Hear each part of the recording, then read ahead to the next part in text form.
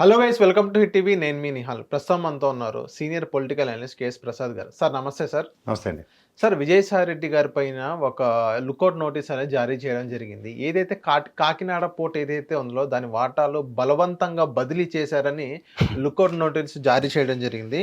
అందులో వైవి విక్రాంత్ రెడ్డి గారి పేరు కూడా మనకు వినిపిస్తుంది. అండ్ ఇప్పుడు విక్రాంత్ రెడ్డి గారు ముందస్తు బెయిల్ పిటిషన్ అనేది వేయడం జరిగింది కోర్టులో. సో ఒకసారి ఈ కేసు డీటెయిల్స్ గురించి మాకు ఒకసారి చెప్తారు సార్. అసలు ఏం జరుగుతుంది? కావాలని టార్గెట్ చేస్తున్నారు, లేకపోతే ఇంకేమైనా నిజంగా పోర్టు ఏదైతే దాన్ని బలవంతంగా బదిలీ చేశారంటారా? ఒక 2 ప్రైవేట్ కంపెనీల మధ్యలో జరిగిన ఒక షేర్ ట్రాన్స్ఫర్ అది. ఆ రోజు మార్కెట్ వాల్యూ ఎంత ఉంది, ఎంత ట్రాన్స్ఫర్ చేశారు. ఉదాహరణకి కోట్ల విజయభాస్కర్ రెడ్డి గారు ఆ రోజు స్థాపించిన కాకినాడ పోర్టు దగ్గర 57 కోట్లకు ఎంతకు ఆయన రావు గారికి బదలాయించబడింది. తర్వాత ఎలక్షన్ 2019లో లోకేష్ గారు కానీ చంద్రబాబు నాయుడు గారు కానీ ఎవరు అడ్డినా సరే ఆయన్ని నేను ఎలా నిరోధిస్తానని పవన్ కళ్యాణ్ గారు మాట్లాడిన మాటలు ఒకసారి రీకలెక్ట్ చేసుకోండి. తదనంతర పరిణామాల్లో 2020 సంవత్సరంలో హైదరాబాద్ వేదికగా ఏ షేర్లు అయితే కొనబడ్డాయి, ఇప్పుడు నిజంగా బెదిరించి కత్తెట్టారు, గన్నెట్టారు, అక్రమంగా లాక్కున్నారంటే 41% ఎందుకు కొంటారండి?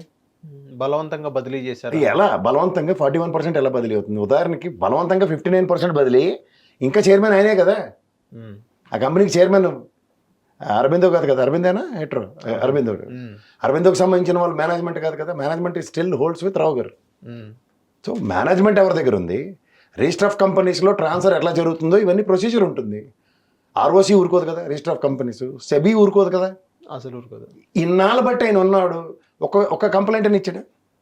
మన కళ్ళ ముందు రఘురామ కృష్ణరాజు గారు ఉదంతమే ఒకసారి చూసుకుందాం. ఆయన ఎన్నో పోరాటాలు చేస్తూనే ఉన్నాడు కదా ఒక విషయంలో ఎగనెస్ట్ గవర్నమెంట్. ఈయన ఆ పాటు చేయలేడు. ఒక ఇండస్ట్రియలిస్టు కాకినాడ పోర్ట్ అంతా అతని కబంధ హస్తాల్లో ఉన్న దగ్గర 41% బిజినెస్ లాస్ వస్తే అమ్ముకున్నాడు. అయితే ఆయనకి ఏదో ఉంది, ఆయన పర్సనల్ రీజన్స్తో ఆయన అమ్ముకున్నాడు. What why I'm connected and your connected. మరి విక్రాంత్ రెడ్డి గారు ఎందుకు ముందస్తు బెయిల్ పిటిషన్ అనేది వేసుకున్నారు కోర్టుకి?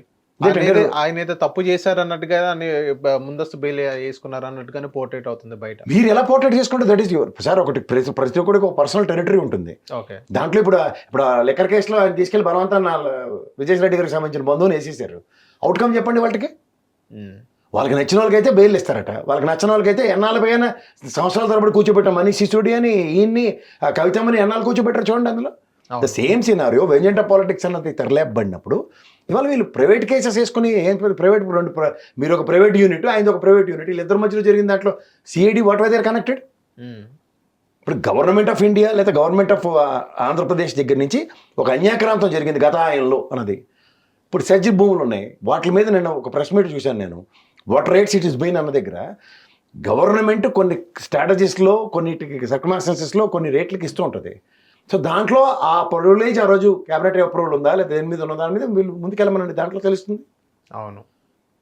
ఇప్పుడు ఒక బెస్ట్ యూటిలైజేషన్ దగ్గర ఒక కంపెనీ ఫార్మేషన్కి ఈ ల్యాండ్ ఒక క్యాబినెట్ నెలలో ఏపీఐసిసి ల్యాండ్లు ఈ విధంగా ఇస్తాం, లేకపోతే ఎస్సీజెడ్ ల్యాండ్లో ఇంత తక్కువ రేటుకి ఇద్దాం. ఎందుకంటే this will create huge ransom business అన్న దగ్గర ఒక పోర్ట్ అండి అది. ఒక పోర్ట్లో బిజినెస్ ఎంత ఉంటుంది కెనాట్ ఈవెన్ ప్రిడిక్ట్. ఎందుకంటే ఇక్కడ నుంచి 3 స్టేట్ల నుంచి దగ్గర ఆ కాకినాడ పోర్ట్కి వస్తాయి. ఇక్కడ తెలంగాణ పక్కన నుంచి ఛత్తీస్గఢ్ ఇట్లా వచ్చి. అవును, నియరెస్ట్ హార్బర్ అదే. సో వీటిలో జరుగుతుంది. ఇప్పుడు వాళ్ళు మొదలెట్టింది ఏంటి? ఆ పీడిఎస్ రైస్, దూరంపూడి చంద్రశేఖర్ రెడ్డి అని ఇటు తిప్పి అరబిందో, ఈ ఇండస్ట్రియలైజేషన్ కోసం స్వర్గధామం ఆంధ్రప్రదేశ్ అని మనందరూ చెప్పుకునే గర్వపడే దగ్గర ఎవరు నల్లరు పెడతారు వీళ్ళు? సార్, ఏ ఉద్దేశంతో లుకౌట్ నోటీస్ జారీ చేశారు సార్ విజయసాయి రెడ్డి గారి పైన? ఏదైనా కావాలని టార్గెట్ చేశారు? ఐ మీన్ ఎవరైతే వైసీపీ వాళ్ళను వాళ్ళందరూ కావాలని టార్గెట్ చేస్తున్నారో, లేకపోతే గత ప్రభుత్వంలో ఏదైతే ఏదైతే తప్పులు చేశారో ఏం ఇప్పుడు ఎత్తి చూపుతున్నారా? మీరు తప్పులు అనేది ప్రీకన్సీవ్డ్ నోట్ అంటారు. ఇప్పుడు మీరు బురద చల్లుతారండి, వాళ్ళు కడుక్కోలేసి వస్తున్నారు వాళ్ళు వైఎస్ఆర్సీపీ వాళ్ళు. ఇప్పుడు ప్రతి నెల ఒక టార్గెట్ తీసుకుని వస్తున్నారు. ఇక్కడ పీడిఎస్ రైస్ అంటున్నారు, దూరంపూడి చంద్రశేఖర్ రెడ్డి దగ్గర తిప్పారు దాన్ని, ఇప్పుడు తీసుకొచ్చి విజయసాయి రెడ్డిని ఎత్తికేశారు. ఓకే, మీరు చూడండి కావాలంటే నిజంగా విజయసాయి రెడ్డి గారు అంటే వాట్ వై ఈజ్ కనెక్టెడ్. ఇప్పుడు మీ పిల్లనిచ్చి మామగారు వాళ్ళ కంపెనీలు ఏమో ఉంటాయండి, వాళ్ళ కంపెనీలు కూడా ఈ ఆడిటర్ అనేది ఎస్టాబ్లిష్ చేయమనండి ఫస్ట్. సో ఆడిటర్ని ఇష్టం వచ్చి చేసేస్తారు చెప్పండి. ఇప్పుడు నేను జాడేకుండా ఉంటాను కంపెనీకి అనుకోండి, నేను ఈ షేర్లు నువ్వు కొను అని రికమెండ్ చేస్తాను. ఇప్పుడు షేర్లు అమ్ముతానని చెప్తాను కదా కొంటాడు. అవును. ఇప్పుడు company take over is totally different. ఇప్పుడు దానికి Aurobindo is taken over, Rao company chairman Kakinada పోర్ట్ని అరబిందో టేక్ ఓవర్ చేసింది, ఇవాళ ఈ ప్రభుత్వం దాన్ని తప్పుపడుతుంది మాట్లాడుతుంది అన్నారు అనుకోండి, నేను అది కూడా తప్పని చెప్తాను. ఎందుకు? ప్రైవేట్ కేసు అండి. మీరు ఒక కంపెనీ టేక్ ఓవర్ చేస్తారు, అదాని ఎన్ని పోర్టులు ఎత్తేసాడు. జిఎంఆర్ జీవీకే ముంబై ఎయిర్పోర్ట్ తెలుసా మీకు? తెలుసు. ఎన్ని కేసులు పెట్టారు ఆయన మీద తెలుసా మీకు? అదాని అదాన్న పెట్టేదాకా అన్ని కేసులు కదా జీవికి రెడ్డి మీద. అదాని పోర్ట్ తీసేసుకోగానే ముంబై ఎయిర్పోర్ట్ ఒక్క కేసు లేదు, దాని మీద డిబేటే లేదు ఈ రోజు దాకా. మీకు అర్థమవుతుందా? సో వెనకాతలు జరుగుతున్న పరిణామాల్లో ఇవాళ నిజంగా కాకినాడ పోర్టుకి అది అమ్మేసిందే చంద్రబాబు నాయుడు గారి ఆయనలో ఎవరికి? ప్రైవేట్ వ్యవస్థకి. ఇప్పుడు ఒక కంపెనీలో ఒక స్టేక్ ఒకరికి ఇస్తారండి, 10% 20% స్టేక్ అమ్ముతున్నాం అంటారు. ఆ స్టేక్ అమ్మిన దగ్గర వాళ్ళు happen to be one of the partner, director, ఏదో వాళ్ళకి ప్రివిలేజ్ ఉంటుంది. వాళ్ళకి అమ్మడం తప్ప అనేది నువ్వు హౌ కెన్ యూ ఎస్టాబ్లిష్? ఈయన నోట్లో పాలు తాగి బాబు అయితే కాదు కదా కేవీరావు, బికాజ్ ఈ nose in and out of the business.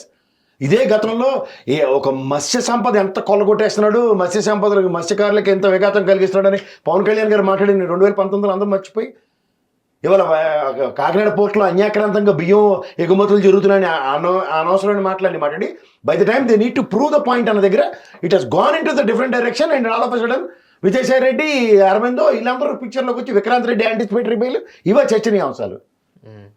ఇప్పుడు మీరు ఉన్నారండి, ఎవరో మీకు ఒక ఇన్ఫర్మేషన్ ఇస్తారు, బాబు నీ మీద అరెస్ట్ వారెంట్ రేపు ఇష్యూ అవుతుందంటే దేనికైనా ఫస్ట్ ఎంక్వైరీ చేస్తారు కదా బేరే మినిమం. చేసిన తర్వాత ఒక పెద్దవాళ్ళు కన్సల్ట్ చేస్తారు. చేస్తే ఏం చెప్తారు? ముందు నేను అరెస్ట్ చేస్తారన్న మాటను కాన్ఫిడెన్స్లో తీసుకుని యాంటిసిపేటరీ బెయిల్ అడుగు. అది గౌరవ న్యాయస్థానం ఇస్తుంది కదా, నేను మీరు కాదు కదా. అవును. ఇప్పుడు విక్రాంత్ రెడ్డి అనే విషయంలో ఆయన అరబిందో కంపెనీ కేవీ రావు దగ్గర కాకినాడ పోర్టుకు సంబంధించినవి కొన్నారు. దీంట్లో ఆంధ్రప్రదేశ్ ప్రభుత్వానికి ఇవాళ అప్రహెన్షన్స్ వచ్చాయి.